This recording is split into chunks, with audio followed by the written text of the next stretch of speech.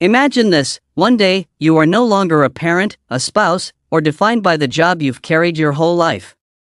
When every role falls away, what remains? Who are you, truly, beyond the labels the world gave you? The question that hurts. Have you ever woken up and thought, if no one needs me anymore, then what am I? This isn't just a fleeting thought. It's the quiet pain of millions over 50 when children grow up, careers slow down, and the roles that once defined them fade like an evening shadow. Psychologists call this the late-life identity crisis, and it's no less dangerous than the midlife one. Because when you've spent decades defining yourself through roles, losing them feels like someone has taken away the mirror where you used to see yourself. Suddenly, you look in and there's no one there. A Harvard study shows that older adults often tie their self-worth to the social roles they hold. When those roles vanish, retirement, losing a spouse, or children moving away, rates of depression and anxiety nearly double compared to those who still have social duties. In simple terms, your brain hates emptiness, and it will trick you into feeling invisible. Take Linda, age 68. She spent her life as an elementary school teacher. On her retirement day, she felt as free as a kid starting summer break. But months later, the house felt empty: no children's laughter, no parents asking for help. She no longer knew who she was without the name Ms. Linda. Each day, she felt more like a ghost in her own home. But if you've ever looked in the mirror and whispered, "Does anyone even need me anymore?" You're not weak. That question is proof your soul is craving a new definition, a way of being beyond the labels society once gave you, and that is exactly the journey this video begins. To find you, not as a parent, not as a worker, not as someone else's hero. Just you, flesh and blood, still alive, and still capable of shining. The social masks. Have you ever noticed that your whole life feels like one long costume party? We put on masks: the strict father, the devoted mother, the loyal employee, the faithful husband, the kind wife, the reliable friend. And the strange thing is, the longer we wear them, the more we forget the face underneath. Society runs on these roles. They keep things organized, they tell us what to do in a crowded room. But here's the trap: we start believing that we only exist because of those labels. And when they're gone, we fall into emptiness. A Stanford study revealed that people often identify themselves by the function they serve for others. This explains why, after divorce, retirement, or losing a family role, so many feel stripped of their very existence.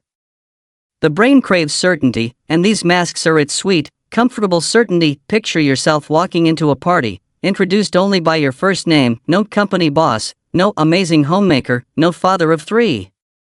Suddenly, you feel empty, almost like you have nothing to say. That's how dependent we've become on our labels. Take Robert, age 72. His whole life he was known as the best carpenter in town. When the workshop shut down, it felt like most of him disappeared. He confessed, "No one calls me a carpenter anymore, so who am I?"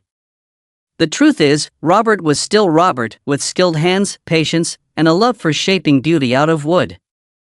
But he had forgotten that, simply because the label was gone. Here's the hard but freeing truth: you are not the mask.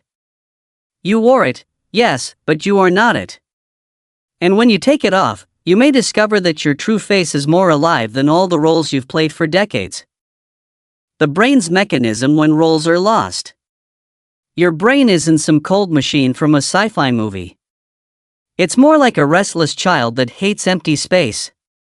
When you lose a familiar role, like your job, caring for family, or even daily routines, your brain sees it as a threat and instantly flips on the alarm. Neuroscientists have discovered that the regions of the brain tied to personal identity, the precuneus and medial prefrontal cortex, light up when we think about who am I? When there's no role to hold onto, those regions misfire, creating feelings of unease, emptiness, and even physical pain. Yes, your brain can actually turn the loss of a role into something as painful as losing a loved one. Here's an interesting example. A 2018 study in the UK found that newly retired people often experience withdrawal stress, a psychological shock almost identical to drug withdrawal. They lose rhythm, social validation, and the brain starts scrambling like an addict missing a dose. Put simply, Your brain is addicted to your role. Think back to a time when someone called you by the wrong name in public. Small, right? Yet it stung. Because names, labels, and roles are the anchors that help the brain feel safe. And when that anchor is pulled up, your brain wobbles like a tiny boat in the middle of the sea. Take Mrs. Hong, age 65. For 40 years she cared for her husband, children, meals, and the home. When the children moved away and her husband passed, she sat silently at the dinner table and whispered, "There's no one left to cook for." Her brain instantly translated that into, "I have no value." But the truth is simple, she still had herself, she could still cook, still share with neighbors, friends, or even just for her own joy. Your brain hates the void, but the void can also be a doorway. Step through it, and you may find not loss, but the chance for rebirth. The story of someone who lost everything. There was a man named David, 70 years old, once a celebrated surgeon. For 40 years, his life was set to the rhythm of the hospital, the beeping monitors, colleagues calling his name, patients trusting him. He was respected, admired, and completely defined by one word, doctor. Then one day, he retired. No more shifts, no more patients, no more white coats to wear. David suddenly woke up in a quiet house, with no one asking for his opinion, no one waiting for him to save the day. He later said, "I felt like a musician who had lost his audience. Standing on a silent stage, not knowing who to play for." In the first months, David sank into depression. He didn't know what to do with all his time. Sometimes, he even drove to the hospital just to watch colleagues walk in, secretly hoping someone would greet him with, "Hello, Dr. David." But then came a turning point. One day, his granddaughter brought him a box of Lego and asked for help building it. He laughed, his hands, once steady with surgical tools, now clumsy with plastic bricks. And for the first time in months, he felt useful again. From there, he began sharing his medical knowledge with the community through small talks. It wasn't the same glory as before, but he rediscovered something more important. Meaning doesn't live in a role, but in the way you connect with people. David's story is a mirror. You may lose every label, but you do not lose your essence. The hands that once held a scalpel are still skillful, the heart that once saved lives is still capable of love. Roles may change, but your true worth remains. The real danger is not losing a role, it's believing that when the role disappears, you vanish with it. The small joys we forget. Imagine you're drinking a cup of coffee on your porch, and suddenly a hummingbird hovers nearby. For a second, everything pauses. That tiny moment, that spark of life, is proof that meaning doesn't have to be grand. It can be small. It can be ordinary. The problem is, when we lose big roles, we overlook the small joys. We think, if I'm not a provider, a caregiver, or a worker, then nothing matters. But neuroscience says otherwise. Studies show that micro moments of joy, like gardening, laughing with a neighbor, or even humming your favorite tune, release oxytocin and dopamine. These are the same chemicals that make people in important roles feel useful and alive. Your brain literally cannot tell the difference between closing $1 million deal and watching your tomatoes finally ripen. Take Margaret, age 75. After her husband passed, she fell into despair. But one day, she planted basil on her windowsill. Weeks later, she plucked a handful and made pasta for her granddaughter. "It's silly," she said, "but that basil made me feel like I still had magic in my hands." That silly basil was her doorway back to life. The truth is, you don't need a stage or a title to feel alive. Sometimes, peeling an orange slowly, watching the sunset, or teaching a neighbor's child how to ride a bike is enough. These moments are not fillers, they are life itself. When roles fall away, small joys become the threads that stitch your days together. And if you start noticing them, you'll realize you were never empty. You were just waiting to taste life in its purest, simplest form. Building a new self. Think about this, if your life up to now was a book, each role, parent, worker, partner, was just a chapter. The story doesn't end when one chapter closes. It only ends if you stop writing. Psychologists talk about self-continuity, the ability to reinvent who you are while still staying true to your essence. And here's the surprising truth: older adults often succeed at this better than the young. Why? Because you have experience, perspective, and the freedom to say no to nonsense.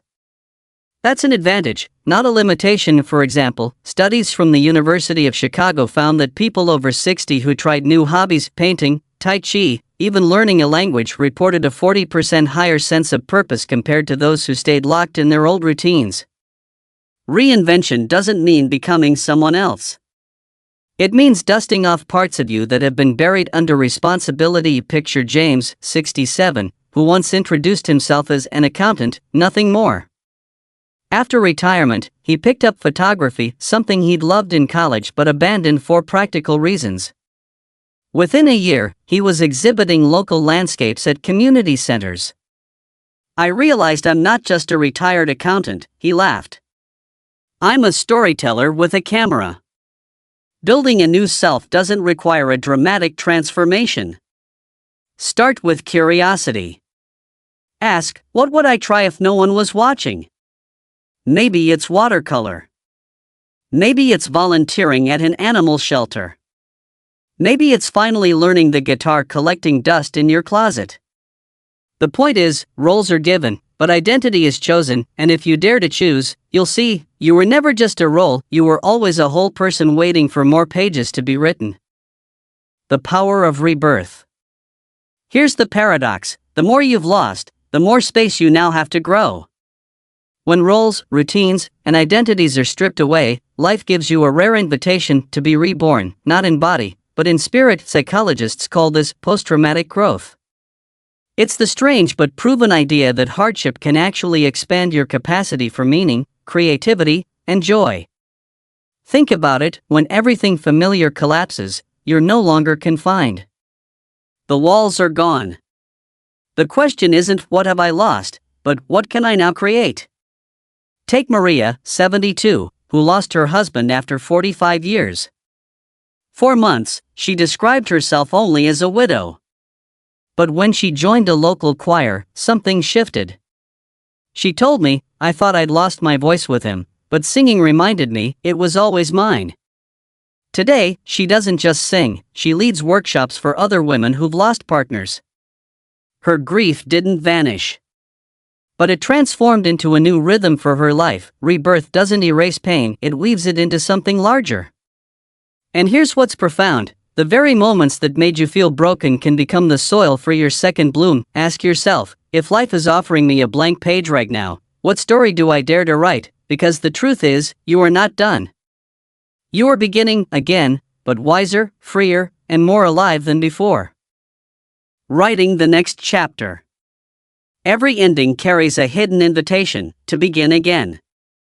The question is, will you pick up the pen, or let the page stay blank? Neurologists remind us that the human brain never stops adapting. Even at 70, 80, 90, your neurons are still capable of forging new connections. This means your story isn't finished unless you decide it is. Think of life as a library. Your early books may be filled with family roles, careers, struggles, and sacrifices. But nothing prevents you from starting a brand new volume. One that reflects not just what you had to be, but what you choose to be. Consider Robert, 75, who spent his entire career as a mechanic. After retiring, he admitted, "I was afraid I'd just fade away." Instead, he started writing short stories based on the people he'd met in his garage over the decades. To his surprise, his stories got published in a local magazine. "Turns out," he said, smiling, "my hands weren't only meant for fixing engines, they were also meant for shaping words." Your next chapter doesn't need to be grand or public. It only needs to be yours. Whether it's writing, gardening, mentoring, or simply exploring something new, each act says, "I am still creating, still alive, still becoming." So ask yourself, if I no longer need to play a role, what kind of story do I finally want to tell?